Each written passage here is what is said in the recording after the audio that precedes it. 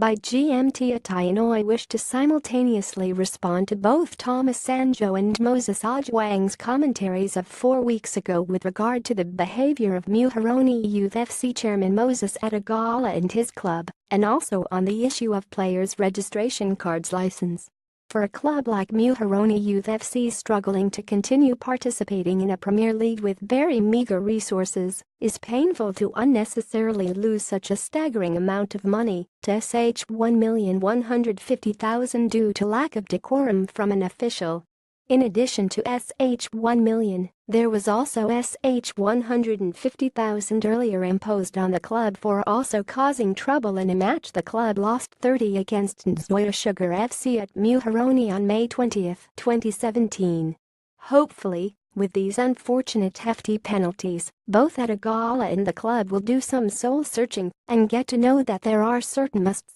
to be observed in a football match irrespective of whether you are the host or a visiting teams for the entire match day, not just the 90 minutes of play. In addition to what is now a record-breaking hefty penalty, previous was $1 million against Gor Mahia FC at a gala was admonished from attending any KPL matches for 120 days, not 60 days as you stated. It is 60 days in a case lodged by Kakamega Homeboys and another 60 days in a case lodged by Ulinzi Stars FC, and are to run consecutively. I also wish to correct and clarify to Osanjo that my friend and mentor in football refereeing he referred to in the Burundi FC match incident was the late Williams Humphreys Ngaukas Sir Williams Ngarip and not Jacob. Unless Osanjo confused him with yet another referee colleague, the late Jacob Ngarip, who was at one time the Secretary General of Kenya Football Referees Association at the reign of the then KFF chairman Stanley Matiba.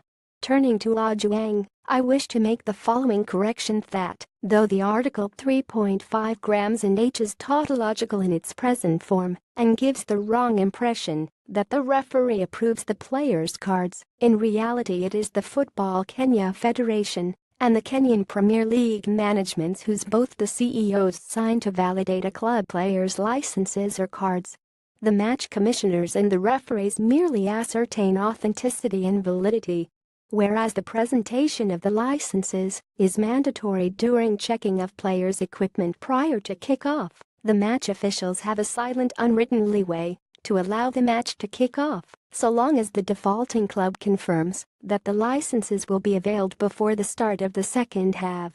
This is to forestall possible riots by fans that would have paid to watch the match, only to be told the match cannot go on because one club cannot produce players' licenses. It also minimizes late start that might result in a match abandonment due to vagaries of weather such as failing light or rain. In both cases, the complainant club would play under written protest that must be signed by both clubs' officials and countersigned by the match officials. This process is to simulate the complaining club to successfully lodge their appeal in the event the defaulting club fails completely to produce the licenses to the end of the match. In going this direction, Ojwang, you will note a likely riotous situation would have been averted. Though the rules are silent, had Zoo won the match, Tusker would still have been sanctioned depending on how both the complaining club and KPL jointly frame their appeals either for point. GMT Otienoi is the Kenyan Premier League's head of technical services, safety, and security,